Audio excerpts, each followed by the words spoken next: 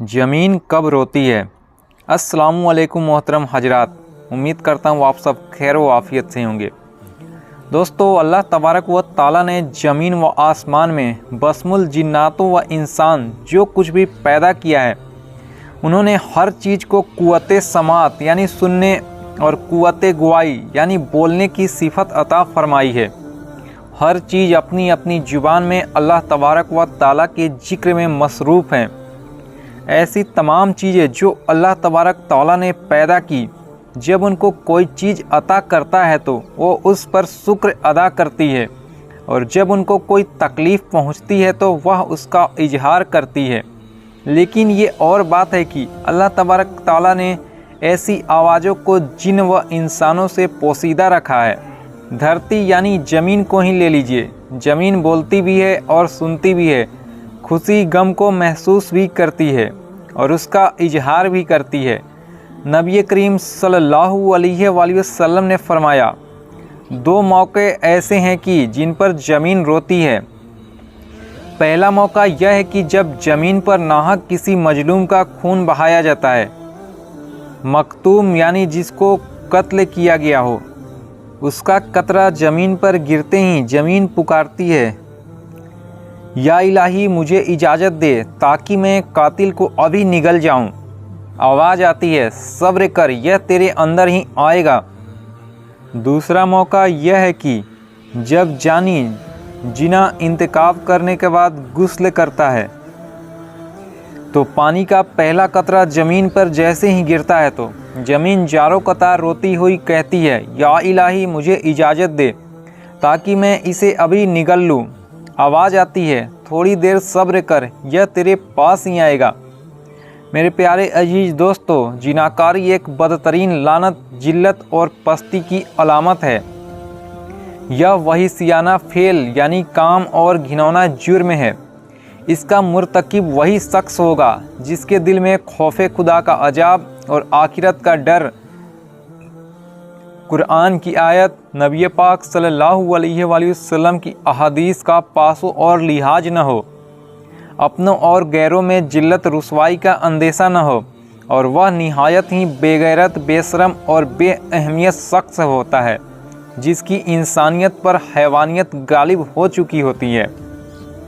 कुरान करीम ने जीना तो क्या, उसके करीब जाने से भी मना फरमाया है कि उस बदकारी के पास न जाओ, बेशक वह बेहयाई और बहुत ही बुरा रास्ता है। यानी जीना खुद भी कबीह है, यानी बुरा, और उस तक पहुंचने वाले काम भी कबीह तर हैं और हजार बार मजम्मत के लायक थे।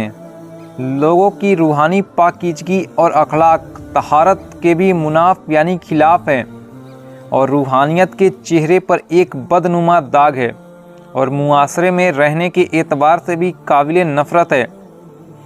हज़रत अबू हुरैरा रज़ी अल्लाह ताला अन्हु से रिवायत है कि हुजूर सल्लल्लाहु अलैहि वसल्लम ने इरशाद फरमाया, औरत किसी कौम में नाहक उसको दाखिल कर दे जो उस कौम का हिस्सा न हो, यानी जिना किया और उसे औलाद पैदा हुई तो उसे अल्लाह तबारक ताला की रहमत का हिस्सा नहीं मिलेगा और अल्लाह तबारक ताला उसे जन्नत में दाखिल नहीं फरमाएगा। हज़रत अब्दुल बिन अब्बास रज़ी अल्लाह ताला अन्हु से रिवायत है कि रसूल करीम सल्लल्लाहु अलैहि वसल्लम ने इरशाद फरमाया, जिस कौम ने जिना और सूद आम हो जाए तो बेशक उस कौम ने अपने लिए अल्लाह तबारक व ताला के अजाब को हलाल कर लिया है।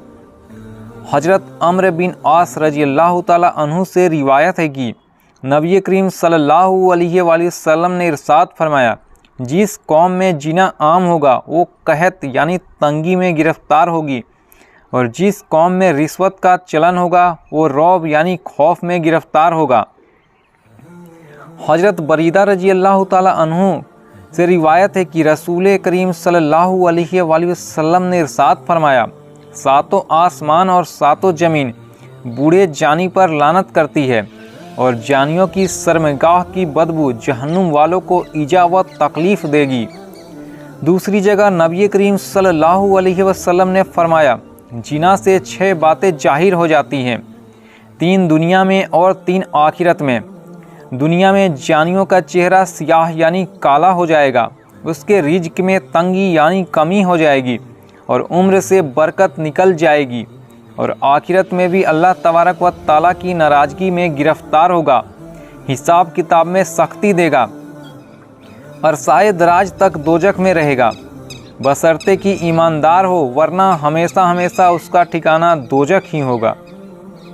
दोस्तों, नबी करीम सल्लल्लाहु अलैहि वसल्लम ने फरमाया, जो कोई आज़ाद या गुलाम औरत से जिना करता है उसके कब्र में 20 लाख सुराख कर दी जाती है, जिनसे सांप और बिच्छू और आग के शोले उस पर हमलावर होते हैं और वो इसी तरह अजाबे कब्र में मुब्तिला रहता है। एक दूसरी जगह नबी करीम सल्लल्लाहु अलैहि वसल्लम ने फरमाया, 3 किस्म के आदमियों पर अल्लाह तबारक व ताला नजर रहमत नहीं फरमाएगा, बूढ़ा जानी, झूठी तकरीरें करने वाला हुक्मरान और तकब्बुर करने वाला फ़कीर।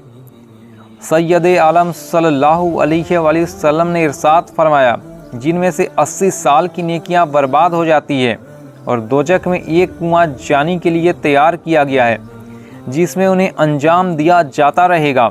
उसका नाम हादिया है और उसमें से अगर एक जर्रा निकालकर दोजख के दूसरे हिस्सों में डाल दिया जाए तो वह उससे जल जाए।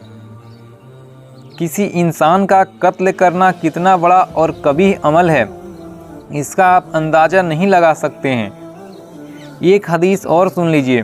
हज़रत अबू सईद खुरदरी और हज़रत अबू हुरैरा रज़ी अल्लाह ताला अन्हु से रिवायत है कि नबी करीम सल्लल्लाहु अलैहि वसल्लम ने एक मोमिन के कातिल की सज़ा जहन्नुम बयान करते हुए इरशाद फरमाया, अगर तमाम आसमान और ज़मीन वाले किसी एक मोमिन के कत्ल में शरीक हो जाएं, तब भी यकीनन अल्लाह तबारक व ताला उन सबको जहन्नुम में झोंक देगा। कत्लो गारतगिरी, खून खराबा, फितना फसाद और नाहक खून बहाना इतना बड़ा जुर्म है कि क़यामत के दिन अल्लाह तबारक ताला ऐसे मुजरिमों को सबसे पहले बेनकाब करके फेकरे किरदार तक पहुँचाएगा। हज़रत अब्दुल्ला बिन मसूद रज़ी अल्लाह ताला अन्हु बयान करते हैं कि नबी करीम सल्लल्लाहु अलैहि वसल्लम ने खून रेजी की शिद्दत बयान करते हुए इरशाद फरमाया, क़यामत के दिन सबसे पहले खून रेजियत का फ़ैसला सुनाया जाएगा। हज़रत अब्दुल्ला बिन उमर रज़ी अल्लाह ताला अन्हु से रिवायत है कि नबी करीम सल्लल्लाहु अलैहि वसल्लम ने खून खराबा और लड़ाई झगड़े के तबाह के नतीजों में खबरदार करते हुए फरमाया कि कत्ल गारतगिरी इतना बड़ा जुर्म है कि अगर कोई बड़ा फ़र्द या तबका उसने एक मर्तबा मुलव्विज हो जाए तो फिर उससे निकलने का रास्ता नहीं मिलेगा। हज़रत अनस रज़ियल्लाहु ताला अन्हु से रिवायत है कि ताज रिसालत सल्लल्लाहु अलैहि वसल्लम ने इरशाद फरमाया, बड़े कबीरा गुनाहों में से किसी जान को नाहक कत्ल करना है। किसी मुसलमान को नाहक कत्ल करने वाला क़यामत के दिन बड़े खसारे का शिकार होगा। हज़रत अबू बकर सिद्दीक़ रज़ियल्लाहु ताला अन्हु फरमाते हैं कि नबी करीम सल्लल्लाहु अलैहि वसल्लम का इरशाद है कि अगर ज़मीन व आसमान वाले किसी मुसलमान के कत्ल के लिए जमा हो जाएं तो अल्लाह तबारक व ताला सबको औंधे मुँह